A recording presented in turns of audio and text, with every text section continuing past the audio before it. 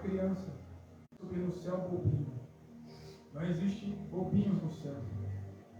Quando você vê a descrição dos que entram no céu, a primeira coisa que Deus diz que eles são sábios. Na palavra, neste mesmo capítulo, ele deixou escrito também que esta palavra sábio, em outras versões ele diz que é prudente. E você vê que Deus, quando ele está falando sobre a igreja que vai subir, aqueles santos que vão subir, ele diz, através do seu servo apóstolo Paulo: irmãos, eu não quero que vocês sejam ignorantes. Ou seja, Deus não gosta de pessoas ignorantes. Eu estou falando esses pontos aqui porque a noiva que vai subir, tudo isso para ela é como um ABC. São coisas simples. Isso para ela é simples. Porque a que vai subir, ela atingiu um nível de maturidade muito alto. Ela atingiu um nível de pureza muito alto. O nível de submissão a Deus, de mortificação da carne muito alta. Ela se transformou pela misericórdia de Deus, não pelo seu mérito, não porque ela era capaz, não. É porque Deus olhou para eles, esse pequeno grupo de cristãos que estão vivos hoje, e ele enxergou algo neles. E esse algo fez com que Deus os julgasse como seus escolhidos. E esse sistema de seleção de Deus, de escolha de Deus, é um padrão perfeito. Ele segue, ele arrisca. E não tem como a criação de Deus saber quem vai subir, quem vai ficar, quem será escolhido por Deus para ir para o céu e quem não será escolhido, a não ser que o próprio Deus revele e faça a sua criação saber. E ele deixou esse padrão estabelecido na Bíblia de uma forma simples para a compreensão. Todavia, o sistema de seleção que é feito, onde o homem, onde a criação não pode chegar, não pode alcançar, neste sistema de seleção, só Deus sabe, só Deus entende perfeitamente tudo. E Ele está fazendo uma escolha hoje na terra. Deus está separando pessoas, cristãos, que estão hoje ouvindo a palavra dele, cristãos que sentem a presença de Deus, que têm visões espirituais dos céus, cristãos que conhecem o seu Senhor, que têm o Espírito Santo de Deus, cristãos que estão pregando a palavra de Deus, que estão cumprindo o hino do Senhor pelas ruas, eles estão indo e pregando a palavra, mas esses cristãos, alguns deles, e a maioria será, boa parte deles, a maioria deles, não vão conseguir subir no arrebatamento, porque eles vão falhar diante de Deus nesse sistema de seleção. E já de antemão eu quero falar para os amados, porque Deus, Ele precisa que a sua igreja, esses cristãos que estão hoje vivos, eles tenham maturidade, eles sejam sábios, eles sejam prudentes. Não vai adiantar as revelações que nós estamos tendo. Não vai adiantar conhecer a Bíblia e andar com Jesus no nível simples, no nível comum. Não vai adiantar ter o azeite que nós tínhamos anteriormente. Uma comunhão com Deus simples.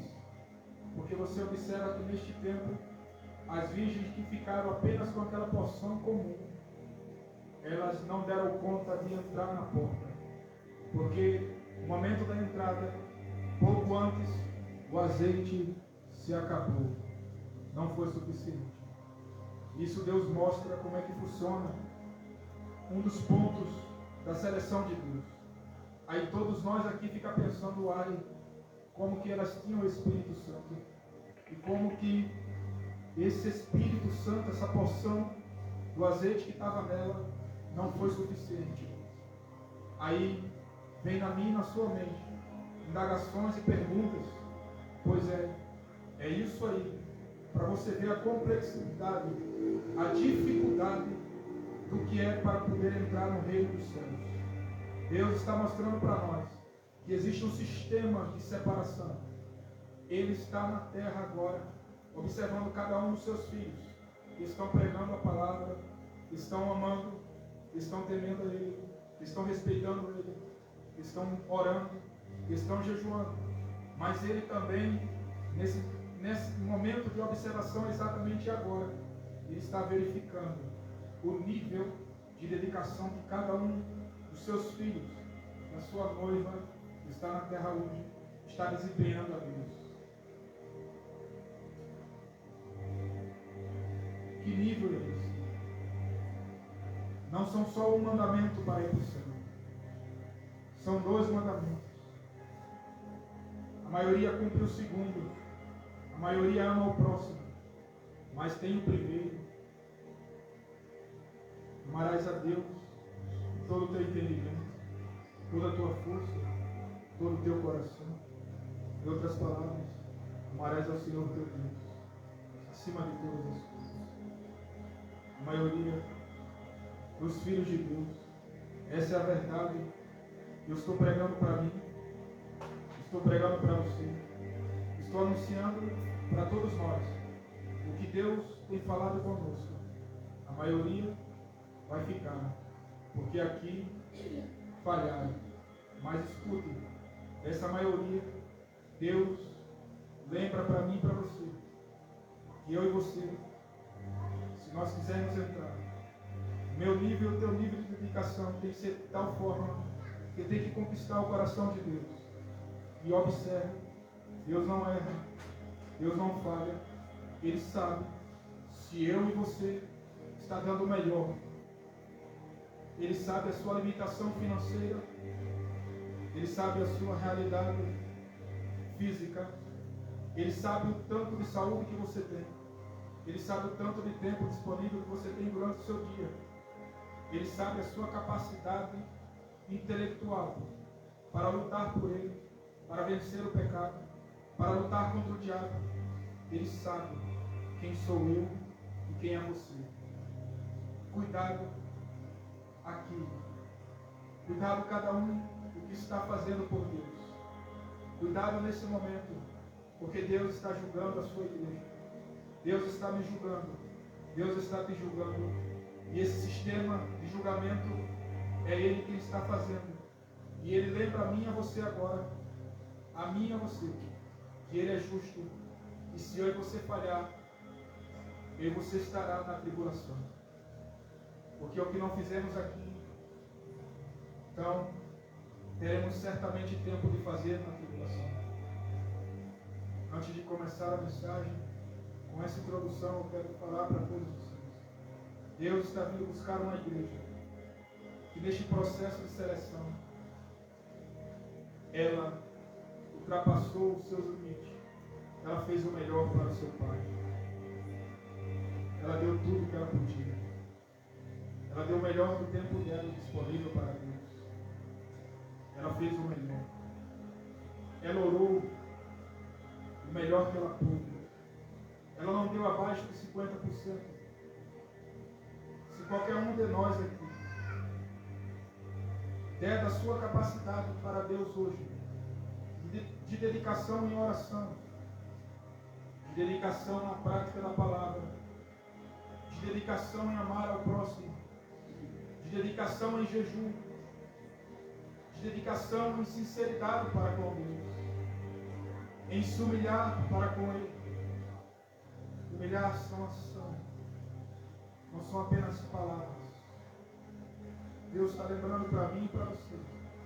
Ele está vendo como é que eu estou desempenhando o trabalho para Ele. E Ele está lembrando para nós. E se essa dedicação não ultrapassar 50% da minha e da sua capacidade, então você vai ter que dar o teu melhor na tribulação. Porque você não cumprirá o maior mandamento, que é amar o teu Deus sobre todas as coisas. Se significa dizer que Deus ficou em segundo plano em algum ponto na tua vida. E isso é Ele quem julga. É Ele quem me julga. Ele sabe a minha limitação financeira. Ele sabe a minha capacidade intelectual. Ele sabe os dons que eu tenho. Ele sabe que se eu tenho o dom da palavra, por exemplo, Ele sabe. Para mim seria fácil trazer uma ministração porque o dom é dele. Mas então Ele vai me avaliar com base no quê? Eu recebo a responsabilidade de trazer a palavra. E aí eu não oro. E aí eu não examino as Escrituras. Ou eu medito pouco. Eu tenho tempo para isso. Mas eu não dou o meu melhor para Deus. Porque eu tenho o dom e para mim é fácil. Então, eu dedico pouco tempo. E pego o meu tempo e dedico para outras coisas de meu interesse. Mas para aquilo que eu tenho que fazer para Deus, eu faço com pouca dedicação. Mas se eu estou pregando a palavra está saindo. Para os que estão vendo, está bonito. Mas Deus sabe se eu me empenhei para aquilo. Veja o que Deus está falando, eu vou dentro da Bíblia para os irmãos entenderem. Por que a maioria vai ficar para trás? A maioria não subirá. O Senhor quer que você suba. O Senhor quer que eu suba. Ele não quer que nós fiquemos aqui. Ele não vai nos julgar com parcialidade. Deus é justo. Eu recebo a oportunidade para pregar e não me dedico o suficiente. Mas a pregação sai uma maravilha, porque Deus me deu o dom. Mas o irmão que não tem o dom recebe e fica desesperado. Passa horas e horas, dá o melhor de si. Ora, jejuma, consagra, dá o máximo que ele pode, porque afinal de contas ele quer agradar o Deus dele. Vocês lembram de Caim e Abel? Caim foi lá e pegou o melhor do seu, pegou o melhor das ovelhas. Ele pegou o melhor, ou melhor. Ele ofereceu para Deus. Deus aceitou o sacrifício dele. Caim não, Abel ofereceu o melhor. Caim chega lá e ele pega, a Bíblia diz que ele pega qualquer coisa. Ele não dá o melhor para Deus. No momento da aceitabilidade, Deus reprova Caim e aceita Abel. Você lembra da oferta da viúva?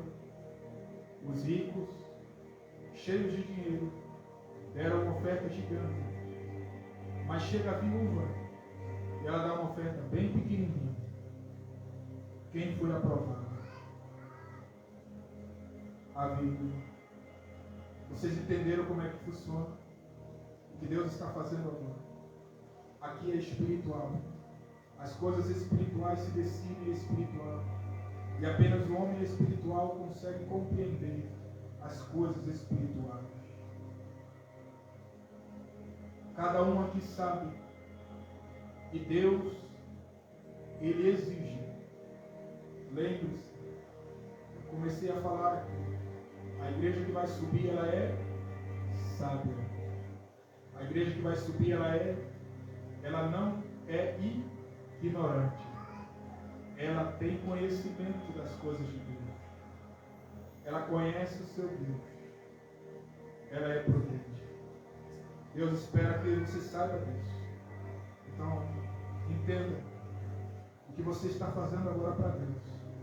O louvor que você está oferecendo. A ministração que você está oferecendo. O tempo de oração que você está oferecendo. Os momentos de hora que eu e você estamos dedicando a Deus no trabalho da obra de Deus. O dinheiro que eu e você cede para ajudar alguém. Tudo Deus está observando. E a maioria, escute aqui, que eu quero passar para você aqui, o que o Senhor Deus quer lembrar a mim e a você. A maioria dos que estão na terra hoje, eles estão sendo reprovados. Eles não estão dando o melhor de si. Eles estão dando suas ofertas a Deus. Eles estão pregando a palavra de Deus. Eles estão amando o seu próximo. Mas Deus está vendo que a maioria está dando as migalhas. Deus está lembrando isso para mim e para você. Em outras palavras, Ele está dizendo: meu filho, cuidado. Eu estou na terra aí agora entre vocês. Eu estou passeando no meio da minha igreja. Mateus 22, você lembra? Ele manda os servos avisar que tudo está pronto. O servo sai para avisar. E de repente, o pai de família, o Senhor Deus Jeová, ele entra no meio da seara do povo dele. Em outras palavras, aqui na terra, no nosso meio, e ele começa a caminhar e observar a veste da igreja, a veste dos santos. Repita comigo: as vestes dos santos. Vamos melhorar isso. As minhas vestes. Deus Pai entrou no meio do seu povo hoje e está observando as minhas vestes, as minhas atitudes, as minhas obras, as minhas ações. Ele está avaliando. E Ele está selecionando. É a seleção. Quem vai subir? Quem vai conseguir ser aprovado? Quem receberá o aval daquele que não erra? Quem dentre nós aqui vai poder, aos olhos de Deus, ser tido como digno de escapar? Quem? Essa é a pergunta de Deus. Quem estará de pé? Quem estará de pé quando Ele aparecer? Quem estará de pé de nós? Quem daqui será aprovado? Quem desta geração será aprovado? O Senhor está me lembrando a você. Faça o melhor. Jesus está vindo para estabelecer o reino de Deus. E é eu e você que vai governar esse reino. Se você vencer, meu Deus, que o Senhor me ajude, o Senhor te ajude. Jesus está vindo. Vamos lutar por Ele, mas vamos lutar com os sábios, com a sabedoria exigida. Porque há um inimigo terrível aqui. E o que eu estou falando para vocês aqui, a sua Bíblia diz, Ezequiel 28, que lá em cima ele era o aferidor de medida, o sinete da perfeição de Deus. Ele era perfeito em seus caminhos, irrepreensível. Ele sabe do que nós estamos falando. Ele sabe o que é santidade, ele sabe o que é amor a Deus. Ele sabe o que é temer a Deus e Ele está observando a mim e a você. E se nós der um vacilo, Ele me pega e me pega. Eu e você está em guerra. Em guerra. O nosso maior inimigo é Ele. É a nossa carne. É a tua e a minha carne. E depois é o mundo e Satanás. Cuidado. Porque você sabe que o teu Senhor, eu sei que o nosso Senhor, esse que está aqui olhando nos meus olhos e nos teus olhos, e não se engane, Ele está olhando sim, meus olhos e teus olhos agora. Ele está vendo o que você está pensando no coração. Você ouviu o que foi dito aqui? Se Deus colocasse nossos pensamentos diante de nós, ou até mesmo um aqui de nós, já foi falado isso aqui, ou algo semelhante, colocasse nossos pensamentos aqui agora para todos verem, será que eu e você conseguiria ficar dentro da igreja? O Senhor quer te lembrar e me lembrar agora. Ele quer me lembrar e te lembrar. Ele não precisa colocar aqui. Ele só está te lembrando que ele só está olhando. E a mesma vergonha que eu e você pode passar, se ele colocar aqui, diante dele, se os nossos pensamentos estiverem reprovados, ele quer te lembrar que eu e você já está envergonhado. E se nós não mudar rápido de direção, vai chegar o momento que a vergonha se concretizará. Então tome cuidado, esse é um tempo de juízo. Um tempo de juízo de Deus. Onde Deus está julgando quem? Deus está julgando quem? Ele disse que ele começa o julgamento por quem? Por quem? Pela casa de Deus. O julgamento começa por mim. Começa por você. Deus está te julgando, está me julgando, julgando a igreja dele com a sua palavra. Colocou eu e você dentro do fogo das tribulações para purificar os nossos pecados. Todo orgulho, toda injustiça, toda corrupção que tem na nossa carne agora, tudo vai aflorar. Tudo vai aflorar, porque Deus vai nos elevar ao nível máximo de purificação, ao nível máximo de quebrantamento. E todos aqueles que falharem em se humilhar, todos que falharem em se humilhar, padecerão a vergonha eterna, porque Deus não poupará ninguém. Ninguém. Quem é orgulhoso, corra. Corra por sua vida. Quem tem fraquezas na carne, seja lá o que for, corra. Todos nós temos nossas fraquezas. Deus está lembrando a nós, tudo vai ser purificado. Só vai entrar quem escapar das corrupções desta vida. Porque o fogo de Deus, a justiça de Deus, a palavra de Deus, ela vai expor todas as nossas corrupções. Ninguém vai sobreviver em corrupção diante do Deus Todo-Poderoso. O que está escrito em Salmos 1: o justo, o ímpio, não subsistirá na congregação do justo. Ele não consegue subsistir diante do juízo de Deus. Não tem como sobreviver. E quando Deus desce, Ele faz esse juízo. E Ele está julgando agora. Eu quero ler a Bíblia com você. Com base nisso, agora tome cuidado. 1 Reis, capítulo 1 e 26. Olha o que Deus, cuidado no juízo de Deus. Cuidado, por favor, porque estamos sendo julgados. Não espere que Deus irá nos poupar. Cuidado. Cumpra a palavra de Deus à risca. Do 1 em diante ele diz assim, 1 Reis 13, 1 e 26. Por ordem do Senhor Deus, um profeta de Judá foi a Betel e chegou ali quando Jeroboão estava diante do altar para oferecer o sacrifício. Seguindo a ordem do Senhor, o profeta falou assim contra o altar: ó altar, ó altar, o que o Senhor Deus diz é isto: vai nascer um descendente de Davi, que se chamará Josias, em cima de você, ó altar.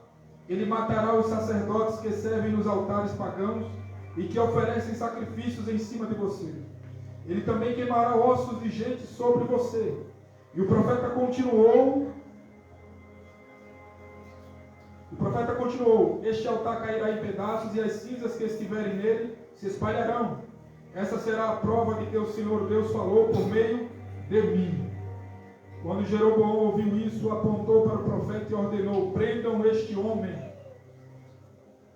Prendam este homem. No mesmo instante, o braço do rei ficou paralisado. O braço do rei ficou paralisado instantaneamente. Quando ele foi tentar impedir, ele ficou irritado com o profeta de Deus.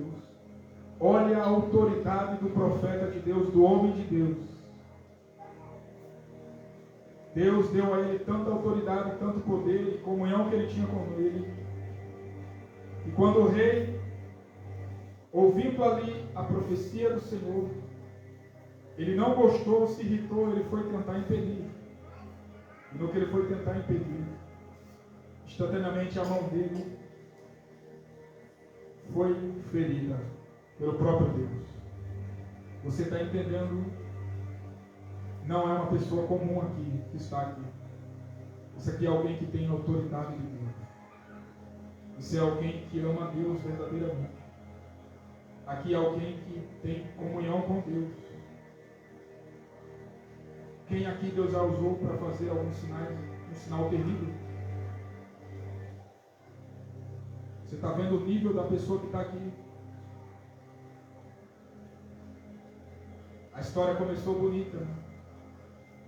Mas você vai ver como ela vai terminar. É isso que Deus quer ressaltar para nós, para os cristãos desta época, para nós não nos iludirmos com a comunhão que chegamos com Deus, porque Deus está nos julgando e ninguém será poupado. Ninguém, nem mesmo os mais íntimos, nem mesmo os que estão andando com Ele agora. Ele disse que só estará garantido àqueles que vencerem. E por se multiplicar a iniquidade, o amor de muitos se esfriará. Mas o que perseverar até o fim, este será salvo. Só o que for até o fim. Este profeta tinha autoridade de comunhão e poder de Deus. Agora observe. Quando Jeroboão ouviu isso, apontou para o profeta e ordenou: prendam este homem. No mesmo instante, o braço do rei ficou paralisado e ele não pôde fazê-lo voltar à posição normal. E de repente o altar caiu em pedaços e as cinzas se espalharam pelo chão, como o profeta em nome do Senhor tinha dito que ia acontecer. Então o rei disse ao profeta: por favor, acalme o Senhor, seu Deus, e ore por mim, para que ele cure o meu braço. O profeta fez o que o rei pediu, e o braço do rei sarou. Meu Deus. Deus ouviu a oração do profeta e deu de volta a saúde para o rei instantaneamente. Que comunhão tremenda. Que intimidade tremenda. Tem muitos hoje na terra que estão assim, neste exato momento, cheios de Deus, com o espírito de profecia, o dom da profecia, dom da palavra, autoridades, mas neste nível aqui, são poucos ainda. E se são poucos neste nível aqui, você imagina os demais, que nem tem esse tipo de comunhão profunda com Deus Pai. O que será deles? O que será deles? É isso que Deus quer mostrar para nós. Observe como é que vai terminar isso aqui. Então o rei disse: venha comigo até a minha casa e coma alguma coisa. Eu vou recompensar você pelo que fez. Mas o profeta respondeu: mesmo que o Senhor me desse a metade da sua riqueza, eu não iria com o Senhor e não comeria, nem beberia nada neste lugar. O Senhor Deus mandou que eu não comesse nem bebesse nada e que não voltasse para casa pelo mesmo caminho para onde vim. Assim ele não voltou pelo mesmo caminho por onde tinha ido, mas voltou por outra estrada. Ele obedeceu a Deus. Naquele tempo havia um velho profeta que morava em Betel. Repita: um velho profeta. Um velho profeta. E eu quero antes adentrar aqui e lembrar para você. Aqui você pode pegar esse velho profeta e jogar na parábola das virgens. Aliás, na parábola do joio. E você vê que lá na parábola do joio, o joio é plantado para combater o trigo. E ele é implantado pelo inimigo de Deus, o diabo. Ele entra no meio dos filhos de Deus. E eles vêm para combater. Esse é o joio. O joio vem combater. Ele vem combater. Ele está no meio dos filhos de Deus. E quando é que eles entram? Quando todos adormecem. Quando é que todos adormecem? À noite. E quando é que Jesus volta? À noite. Mas você vê também que aqui, esse joio, ele vem para manchar o trigo.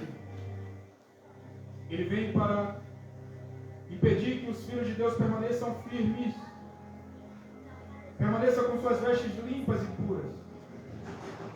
E eles vêm conscientes do que estão fazendo.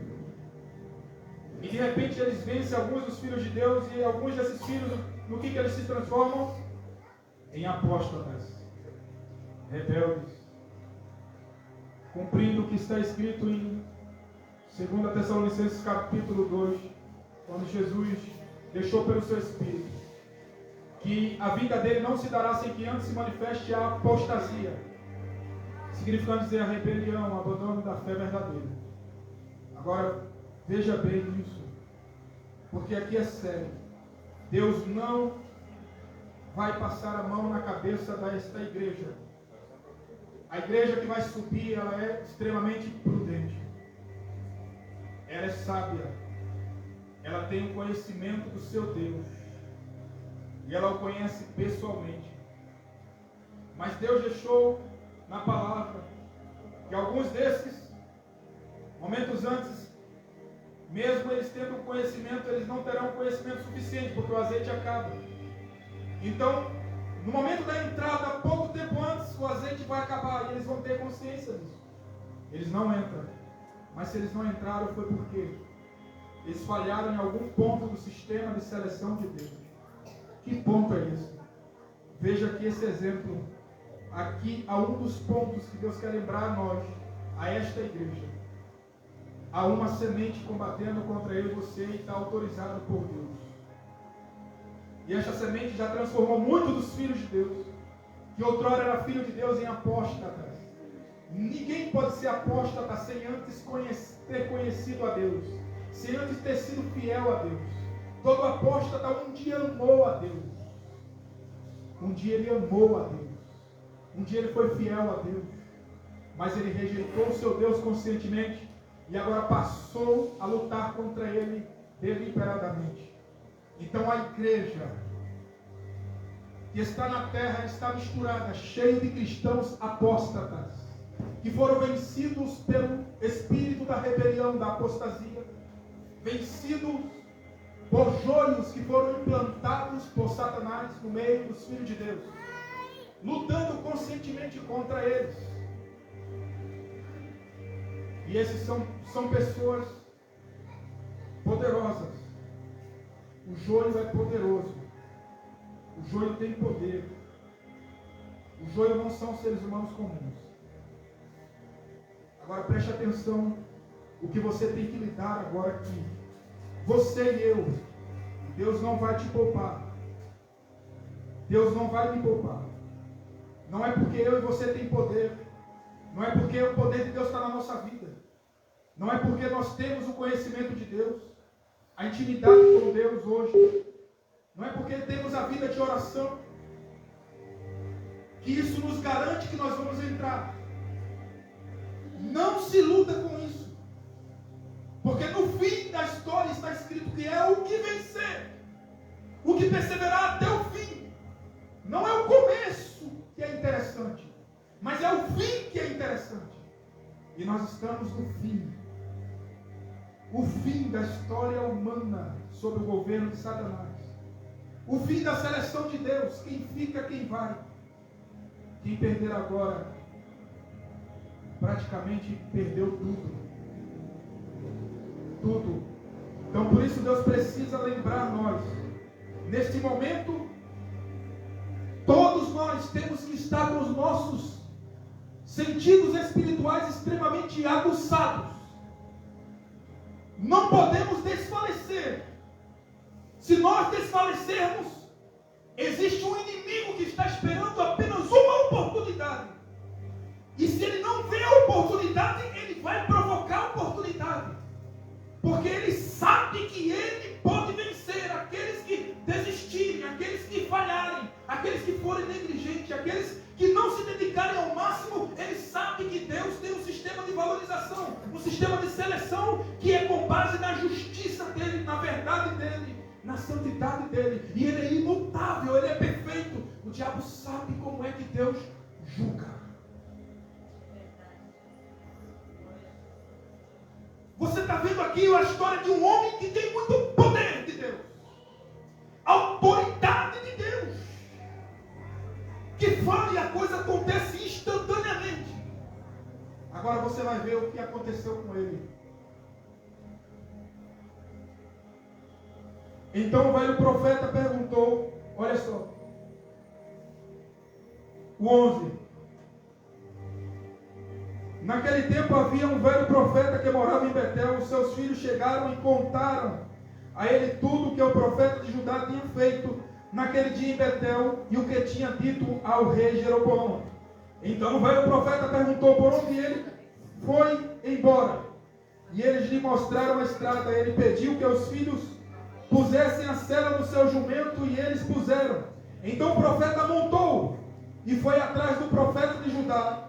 Ele o encontrou sentado debaixo de uma árvore sagrada e perguntou: é você o profeta de Judá? É você o profeta de Judá?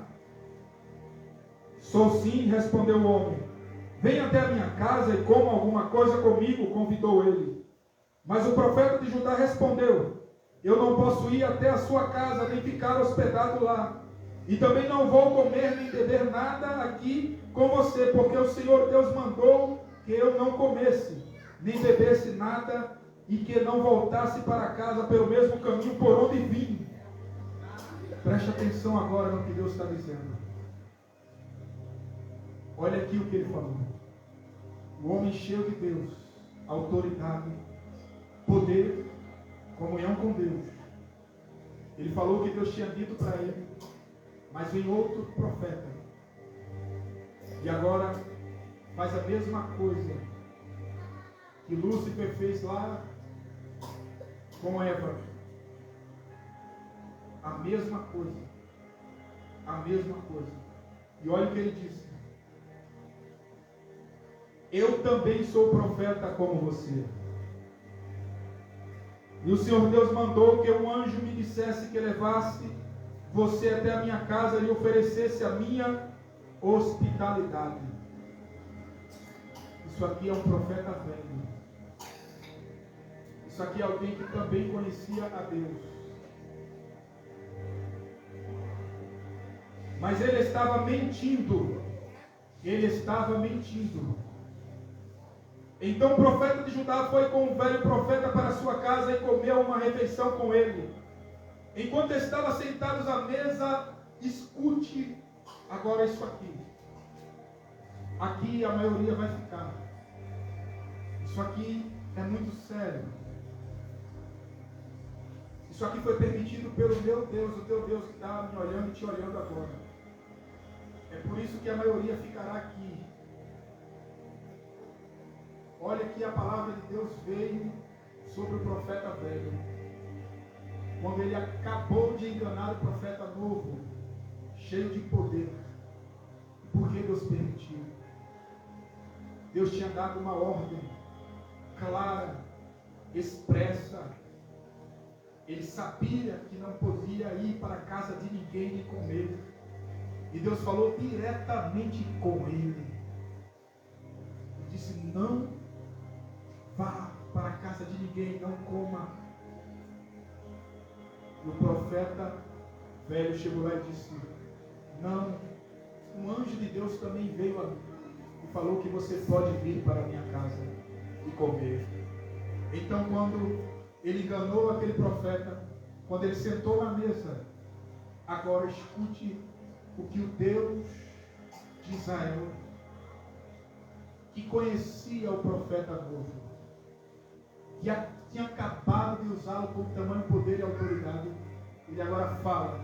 Ele diz isso, ó: enquanto estavam sentados à mesa, a palavra do Senhor veio ao velho profeta, e ele gritou para o profeta de Judá: o Senhor Deus diz que você desobedeceu e não fez o que ele mandou.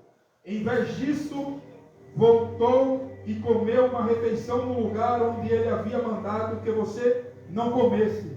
Por causa disso, você será morto e o seu corpo não será sepultado no túmulo da sua família. Depois que acabaram de comer, o velho profeta selou o jumento para o profeta de Judá, e este foi embora. No caminho, o leão o encontrou e matou. E o matou. O corpo do profeta ficou jogado na estrada, e o leão e o jumento ficaram parados ali perto dele. Quem foi que falou aqui com o profeta velho, que tinha acabado de mentir, enganado o profeta novo? O próprio Deus. Sabe o que Deus está dizendo para nós aqui? Nenhum de vocês serão poupados. Quando chegar o momento, Deus espera que cada um de nós aqui faça a escolha certa. Porque ninguém será poupado. Ninguém será tomado por inocente. Todos serão provados e testados por Deus. Aquele que foi imprudente, aquele que não for sábio, esse é o fim. Por este motivo, Deus disse que serão poucos escolhidos. Vocês veem como é que funciona o julgamento e o juízo de Deus. Justo. Um homem cheio de Deus. Tinha acabado de fazer milagres tremendo. Autoridade, comunhão. E o próprio Deus autoriza e permite a morte dele. E decreta pela boca do próprio que o enganou e o conduziu à morte. Cuidado. Aqui está o juízo de Deus para nós. Vocês estão entendendo? Todos serão testados. Eu, você, todos. Quem desobedecer. Você lembra que está escrito? O que está escrito? Deus não quer sacrifício. Ele diz: obediência quero e não sacrifício. Esse é um tempo sério. É um tempo sério. Um tempo difícil para a igreja de Deus. Um tempo em que o próprio Deus está selecionando reis, comandantes e governadores da eternidade, generais, homens e mulheres que vão comandar as legiões celestiais de Deus, homens e mulheres que vão comandar e governar reinos eternos, homens e mulheres, 1 Coríntios capítulo 6, que julgarão os anjos e o mundo, homens e mulheres, ao livro de Apocalipse 2 e o 3, os 2 capítulos, ele deixou avisado no comecinho do livro de Apocalipse que Deus os fez reis e sacerdotes. E Jesus disse que vão sentar no trono que ele sentou para reinar com ele. Por isso, Deus espera que estes reis sejam prudentes.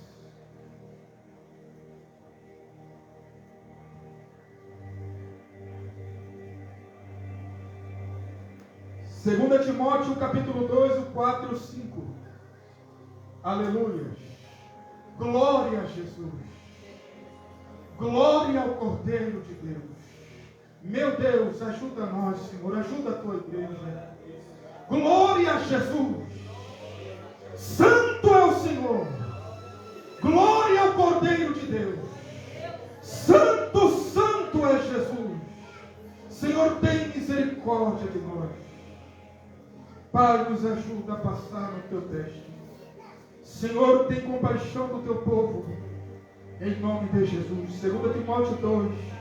Aleluia, Jesus. Glória ao teu nome, Jesus.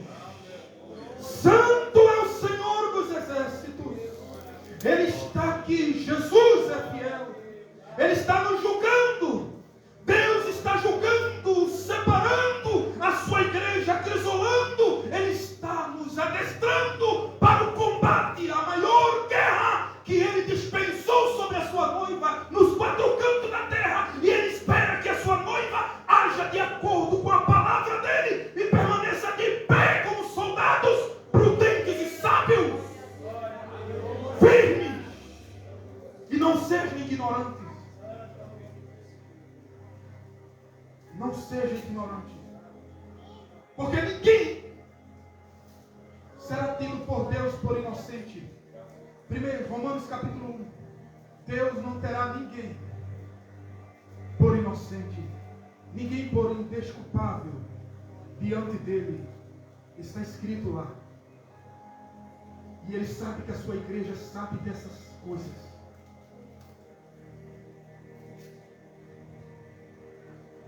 Olha como Ele deixou avisado para nós. 2 Timóteo 2, ele fala dos vasos. Os vasos que são úteis para Ele. Os vasos que Ele escolheu para ser vasos de honra. Que Ele vai usar para os seus mais altos e sublimes propósitos. Ele vai pegar e colocá-los na sua casa e usar para os mais altos objetivos dele, aquilo que é mais glorioso, aquilo que é mais lindo, mais sublime. Ele mostra quem são esses vasos e como é que eles têm que combater aqui na terra. Ele diz que eles foram alistados para um combate, como uma vida militar, e eles vão agir como um atleta, e eles têm que se submeter a algumas regras. E olha o que ele deixou na escritura. Pois o soldado, do 4 em diante, 2 Timóteo capítulo 2, versículo 4 e o 5. Pois o soldado, quando está servindo, quer agradar o seu comandante, e por isso não se envolve em negócios da vida civil.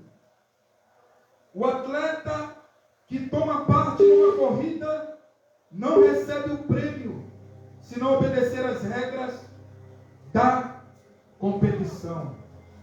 Em outras linguagens, se não lutar, se não competir legitimamente. Há regras para a competição. E são essas regras que, por mais que esse soldado de Deus lute, se ele não obedecer às regras, ele será reprovado. Não adiantou as horas de treinamento para se preparar para o combate. Não adiantou as horas de treinamento para se preparar para a competição. O reino dos céus é como uma competição para alcançar. É como uma guerra. O reino dos céus, ele é tomado à força. E os violentos, os que se esforçam, são aqueles que o conquistam, diz a palavra do Senhor. Os violentos.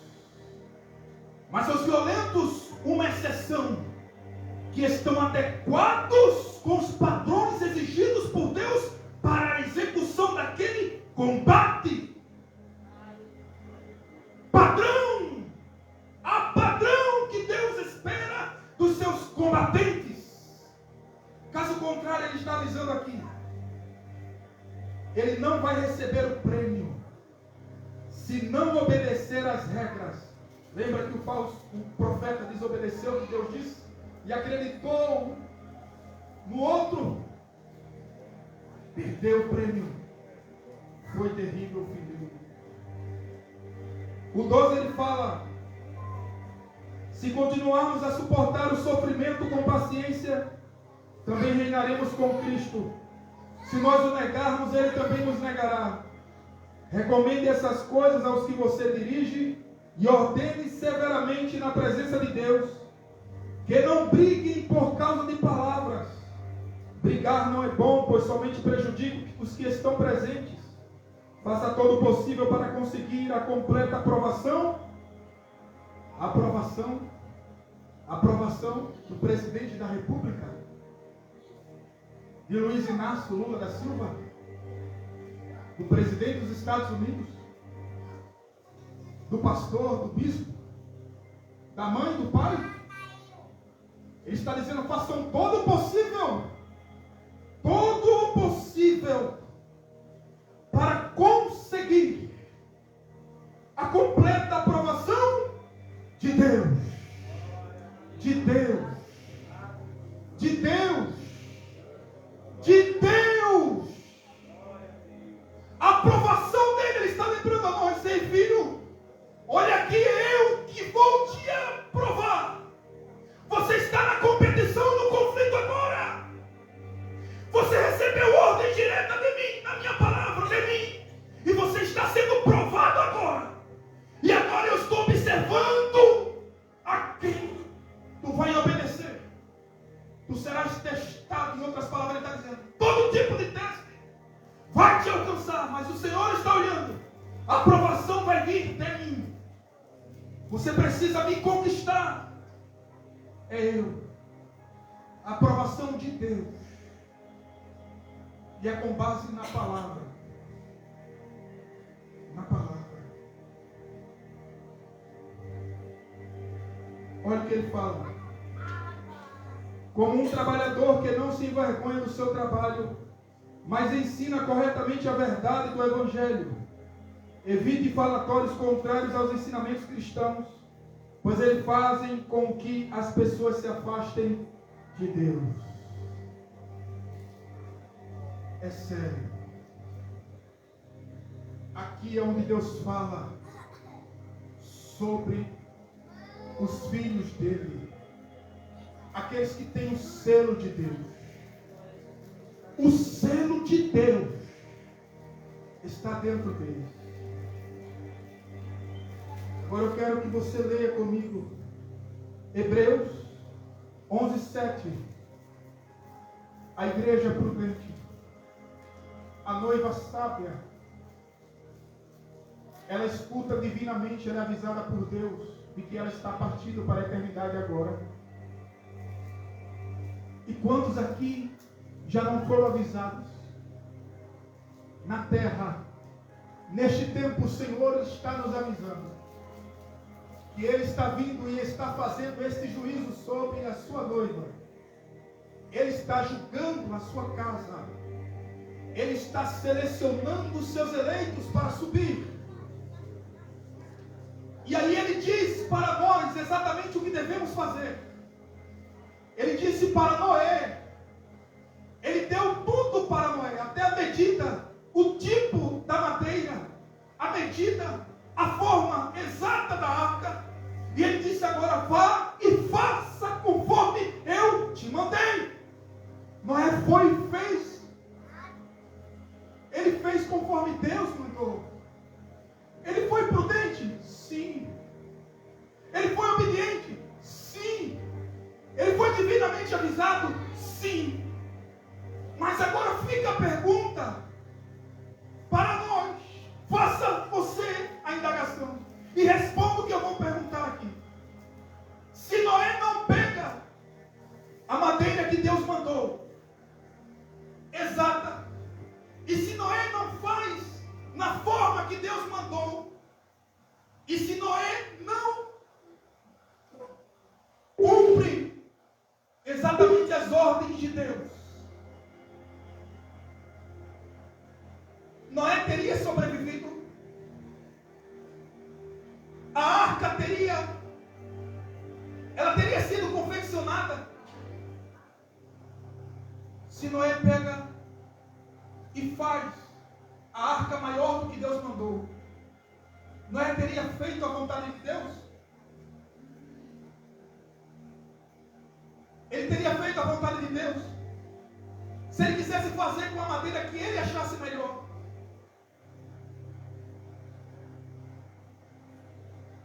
Ele teria feito? Teria feito em parte. mas Deus também o iria reprovar, porque para Deus amor significa obediência. Obediência. A vontade de Deus tem que ser do jeito que Ele quer. Não é só construir a arca. É construir a arca na medida que Ele mandou. E quando Ele disser entra na arca, tem que entrar na hora que Ele mandou entrar.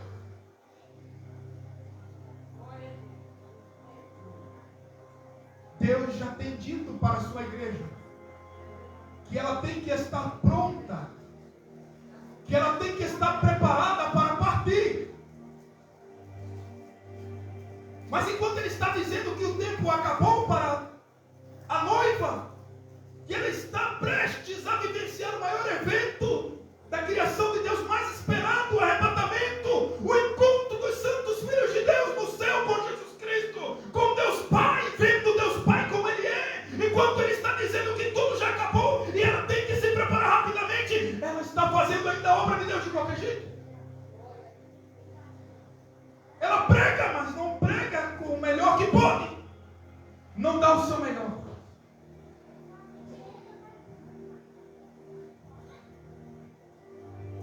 Hebreus 11:7, pela fé Noé, quando divinamente orientado acerca dos acontecimentos que ainda não podiam ser vistos, movido por santo temor, construiu uma arca a fim de salvar sua família. Por intermédio da fé, ele condenou o mundo e tornou-se herdeiro da justiça que vem da fé. Ele fez exatamente o que Deus mandou. Ele escapou juntamente com sua família. Mas você lembra de um povo, uma igreja, que Jesus avisou que ela estará batendo na porta. Quando Jesus voltar, quando o pai de família se levantar e fechar a porta, ela vai correr e bater a porta. Jesus disse: fazei todo o esforço possível para entrares pela porta. Porque em verdade eu digo, muitos tentarão entrar e não conseguirão. Não conseguirão, significa dizer, eles tentaram, se esforçaram, mas eles não conseguiram. E eles vão dizer: mas Senhor, nós ouvimos tu pregar, nós comemos contigo na mesa. Quem aqui na terra hoje não está comendo da palavra de Deus? Escutando os avisos divinamente avisados e comendo da palavra do Senhor, pura, limpa, e sentindo a presença de Deus e tendo visões profundas. Os filhos de Deus estão tendo visões profundas acerca dos acontecimentos que ainda estão por vir. Mas Deus está mostrando claramente na Bíblia, Mateus 25, as virgens loucas tinham azeite, mas no momento da entrada elas não conseguem entrar. Deus está deixando bem claro que a maioria ficará. A maioria dos cristãos que estão na terra ficarão, porque não competiram conforme as regras. E você lembra? Malaquias, livro de Malaquias 3. Olha o sistema de acrisolamento. Olha o sistema de Deus. Malaquias 3.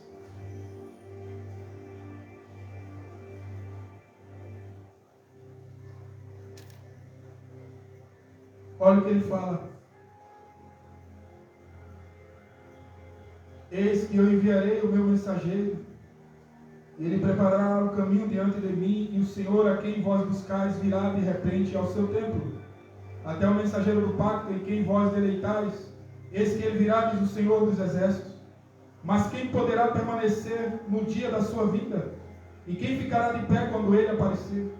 Porque ele é como o fogo do ourives, como o fogo do refinador e como o sabão dos lavandeiros. E ele se assentará como refinador e purificador de prata, e ele purificará os filhos de Levi e os purgará como ouro e como a prata, para que eles possam oferecer ao Senhor uma oferta em justiça. Quem ficará de pé? Isso aqui é uma profecia para a igreja hoje. Quando ele fala Levi, ele está apontando para a igreja. Ele está dizendo para este tempo, quando ele aparecer, quando o Espírito de Deus vier, quando Deus Pai vier, Mateus 22, na última geração, quando ele vem, ele autoriza o diabo a lançar o joio no meio do trigo, e ele espera que a noiva entenda que o joio não é qualquer coisa. Ele vai transformar a noiva em apóstata, boa parte da noiva, e uma parte ainda ficará de pé, e essa parte terá que lutar contra os apóstatas e contra o ímpio que está misturado com o joio dentro da igreja, e terá que vencer o sistema mundano. Deus espera que a sua igreja permaneça de pé nesse combate. Por isso ele diz: quem permanecerá? Quem subsistirá? Quem irá sobreviver quando ele aparecer? Em outras palavras, é a mesma coisa que Jesus está dizendo: quando o Filho do Homem voltar, e porventura achará ele fé na terra. Em outras palavras, ele está dizendo: quando eu voltar, quase ninguém haverá na terra com a fé verdadeira, de pé diante da minha palavra. Quase ninguém. Por isso ele disse: muitos são chamados, poucos escolhidos. Ele está levantando aqui uma bandeira vermelha para a sua igreja, para todos nós. Todos estão sendo provados por Deus. Todos, sem exceção. E alguns, para aqueles que alcançarão a aprovação dele, você é bem-aventurado. Você será honrado por ele. Hoje, o acrisolamento e o refinamento, Deus sabe que é difícil, porque assim ele quis que fosse. Ele disse: se é com muita dificuldade que o justo é salvo, o que será do ímpio e pecador que não quer saber de Deus? Essa é a bandeira vermelha para nós. O reino de Deus está vindo. O reino de Deus está vindo. Eu queria que todos os amados ficassem de pé. O reino do Senhor está vindo.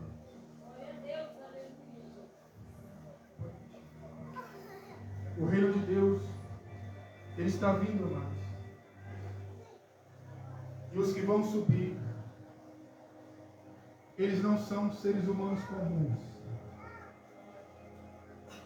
Eles não são homens e mulheres simples, comuns. Comuns. O livro de Provérbios. Veja o que ele deixou escrito lá no livro de Provérbios. 22 e o 3. Olha o tipo de homem e mulher que vai sair da terra agora. Provérbios 22 e 3. O prudente percebe o perigo e busca refúgio. Porém o inexperiente segue adiante e sofre as consequências. O prudente antevê o perigo e toma precauções. O ingênuo avança às cegas e sofre as consequências. O Senhor está lembrando para mim e para você. As consequências estão vindo. E que consequência é essa agora? Para aqueles cristãos que estão na terra hoje, a profecia de Zacarias 13, vocês sabem, cerca de 2/3 da humanidade hoje, os cristãos, eles vão morrer. Eles não sobem no arrebatamento. Isso é aproximadamente cerca de 70% dos cristãos que estão vivos hoje sobre a terra. A profecia aponta para o povo judeu, mas aponta para a igreja desta época. Cerca de 66 a 70% morrem. 2/3 são ceifados. Sobra 1/3 Esse 1/3, Deus pega ela e passa pelo refinamento, acrisolamento, processo de purificação, seleção, escolha de Deus. As virgens sábias. É 1/3. Quantos que tem aproximadamente aí? Cerca de 34%. Você divide por 2. Quantos que sobram? Cerca de quase 20% apenas dos cristãos que estão na terra hoje vão conseguir escapar da tribulação e da grande tribulação.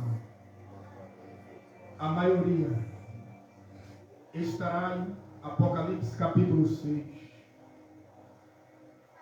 Esse é o aviso e o recado de Deus para mim e para você. Não há imparcialidade. O recado de Deus para nós. Deus é justo. 6. Olha o que ele deixou escrito aqui. Quando ele abriu o 5º selo, vi debaixo do altar as almas daqueles que haviam sido mortos por causa da palavra de Deus e do testemunho que deram. E clamavam com grande voz, dizendo: até quando, ó verdadeiro e santo dominador, não julgas e vingas o nosso sangue dos que habitam sobre a face da terra? Foram dadas a cada um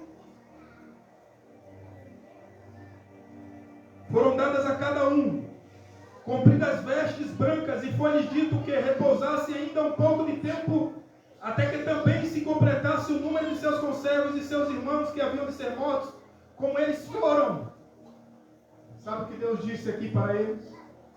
Esses aqui são aqueles que o anticristo torturou. Esses aqui são os santos que Deus deu poder ao diabo, a besta, para vencê-los e matá-los, torturá-los e arrancar suas cabeças. Esses aqui são os cristãos. A metade do 1/3 que está sendo agora na terra, provavelmente aproximadamente cerca de 20%, um pouco mais, por volta disso, a metade que fica, que está pregando a palavra hoje, que tem o azeite e tem as visões e as revelações. Lembra do profeta verdadeiro, cheio de Deus, que desobedeceu e Deus autorizou a morte dele? Vocês estão vendo a mesma coisa aqui? Os cristãos agora passam para a tribulação, e o anticristo agora vai arrancar suas cabeças. E aqueles que já passaram pelo processo, Deus está mostrando que alguns deles, os que vão vencer, vão suportar a tortura e a decapitação. Quando eles estão no céu, o sofrimento que eles passaram aqui na terra foi tão grande, tão terrível, tão cruel, tão perverso, tão malvado, que eles estão lá debaixo do trono de Deus dizendo: Senhor, até quando tu vai demorar em nos vingar do sangue daqueles que nos maltrataram lá embaixo da terra? Até quando, Senhor? Vinga-nos, Senhor, vinga-nos. Eles estão clamando por justiça, implorando por justiça, implorando para que Deus faça juízo. Sabe o que é isso? Sofrimento, grande sofrimento. Foi tão terrível que lá eles estão clamando. Sabe o que Deus está lembrando a mim e a você? Esses cristãos aqui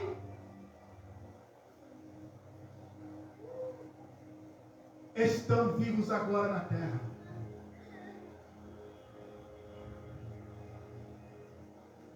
E sabe por que eles estão aqui debaixo do altar?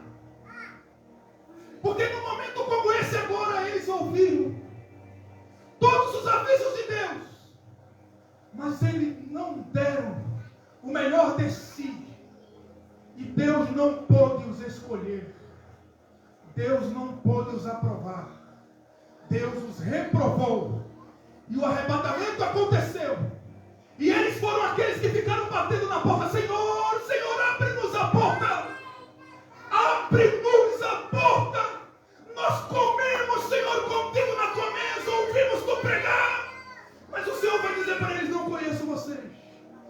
deixar uma chance para eles na tribulação.